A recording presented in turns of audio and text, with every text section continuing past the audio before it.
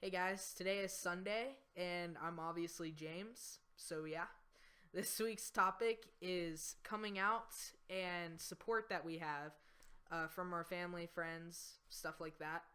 Um, so, first, before I talk about anything, I want to talk about my family tree, I guess, because my family confuses people all the time whenever I'm talking about them. And I just want to get it out of the way right now so everyone understands. My real dad, I've met him once, and that was to get my name change paper signed. We went to lunch after it because, of course, this is my first time meeting him. I kind of want to talk to him a little bit. He decides to insult every choice I've made, my transition, different things I've done and did in the past that he wasn't even aware of because he's not been in my life. And then he called me an emo. And I pretty much got up, left, told him to go fuck himself, and thank you for signing my name change paper because that's all I'll never need you for. That's it. Haven't talked to him since, and I don't plan on it. So my real dad is pretty much out of the picture completely. The person I call my dad is a guy who's been around since I was 3 months old. Him and my mom were married at the time, obviously. They're divorced now. My mom and my dad still talk. We're renting out of my dad's house because we're trying to get our financial shit together before we move, so we don't have tons of high interest rates and all that stuff. Complicated financial things. My mom is getting ready to marry my stepdad. And my stepdad and my mom are cool with my transition. My dad is kind of skeptical with it, which I'll talk about in a minute. But that's my family tree. So that's who I'm referring to when I say dad, stepdad, and mom. Just so you guys know. So my coming out story really isn't that unique. I think it's pretty common, actually. I think a lot of people write letters to come out. But I have a different one for my mom and my dad, so I'll talk about those. Pretty much what I did with my mom was I wrote her a note and put it on her nightstand so when she woke up she'd come talk to me, because I really didn't have a problem talking to people. You know, I want to get the honesty, the truth, whatever out, because I don't like hiding things, because that just causes more problems, and I feel like it's just better to sit down and talk about it. I just didn't know how to start the conversation. So, note. By the way, I'm pretty positive I came out between the summer of 8th and 9th grade. I'm not positive because I honestly don't remember. But I think it was that summer before 9th grade. My mom comes in and talks to me. And no matter how hard I tried to explain it to her, she kept thinking that I was coming out as a lesbian. And I'm like, no, Mom, I'm a man. And she's like, you're not a man. You were born a girl. And I'm like, no, Mom. And, you know, I was trying to explain it to her. And I told her about the surgical procedures and everything, you know, trying to overwhelm her, not thinking at the time that that could probably overwhelm somebody who had never heard of this before. But when I came out to her, whatever, she said, I want you to wait till you're 18 to do all that stuff, but I'm going to accept you no matter what. Like, do what makes you happy. She did cry about it for a while. She would cry in her room. And her boyfriend at the time would tell me that she would and stuff.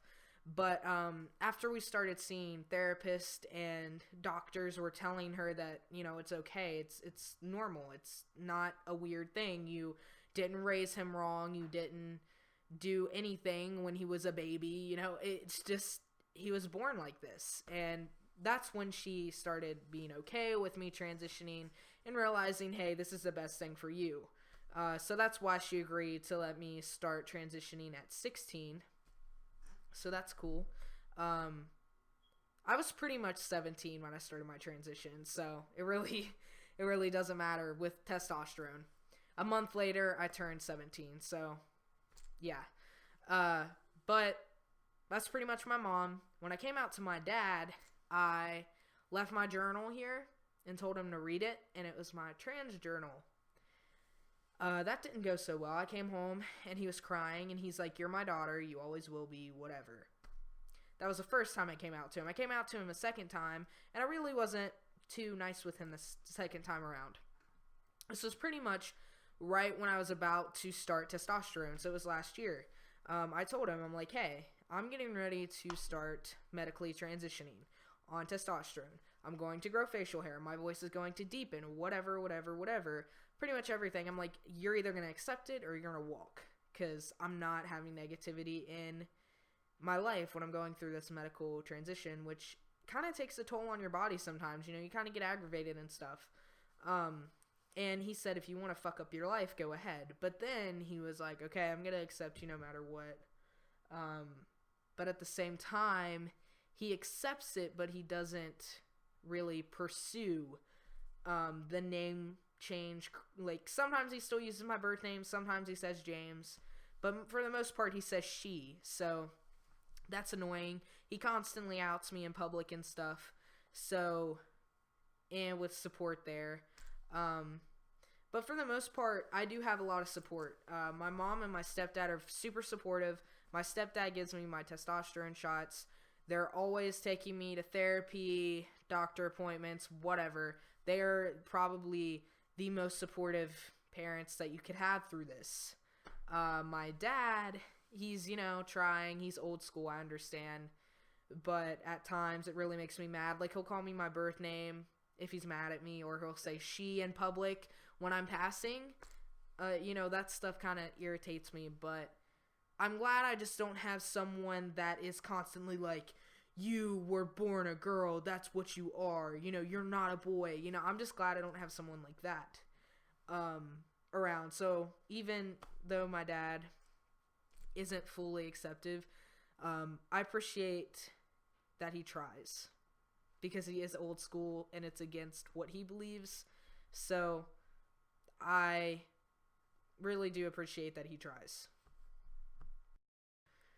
So as far as support goes from friends, I feel like a lot of people say they don't have friends, but I honestly do not have that many friends around here that I hang out with. Because I really don't consider people I talk to in school, like, that's more like an acquaintance to me than a friend. Because if you're going to be my friend, we hang out outside of school, and we go to concerts, and we do stupid shit. Like, that's pretty much friends to me. With the exception of online friends, because you really can't do that unless you go hang out with them. But yeah. I have two main friends. My friend Cody, he's also trans but hasn't went through his transition yet through testosterone because unaccepted parents. He's been like my brother for like ever, and we pretty much came to the conclusion that we were both trans together. We've been friends since 6th grade, so he's pretty cool. Ashley is one of my other friends. She's pretty much an ally. She's pansexual, I'm pretty sure. Yeah, she's pansexual. She pretty much accepted it right off the bat. I texted her, hey, I want to be called James, and I'm transgender. And she knew what transgender was, I think. I had to do quite a bit of education. I had to do quite a bit of educating, but you have to do that kind of with everyone, you know? You can't just expect people to know all these terms and stuff that you use. So I had to educate her a little bit, and she just completely dropped everything she was calling me and started calling me James right off the bat. No slip-ups, no nothing. So, she's pretty awesome, one of my best friends. I've had a couple people do the same thing, like Ashley, one of my friends, Marissa, a couple other people also that I can't think of right now, the top of my head. And yeah, that's pretty much all of my friends in real life. I also have another trans friend named John. He also has not gone through his testosterone therapy yet, or started, but he does go to therapy, and we do a bunch of trans stuff in Cincinnati right now, so he's also another person. But I have to say, my friends and stuff have been supportive for the most part. You know, at the beginning there was quite a bit of people that I did have to cut off because they were being negative, and you know, it's not that they accepted it, but it's the fact that they wanted to be negative, and try to say things like tranny and things like that, and I wasn't about that, you know? Especially in the context that they were using and the way that they would say it, it just sounded very harsh, and so I pretty much cut a bunch of people out. So everyone's like, you say you have no friends, and you have a reason to not have friends because you kicked them out. And I'm like, yeah, because I'd way rather have positive people than negative people. Like, one positive person to me is like 5 negative people. So, you know, it's very rare that you find a positive person these days, and a positive thinker, and an open-minded person. But I feel like that's coming more popular, so hopefully it'll go like a 1-2 ratio eventually. But right now, I think it's like 1 in 5. Of course, I'm in Kentucky, so that might be the problem. But yeah, that is my coming out story and support talk. I don't know what else to call it.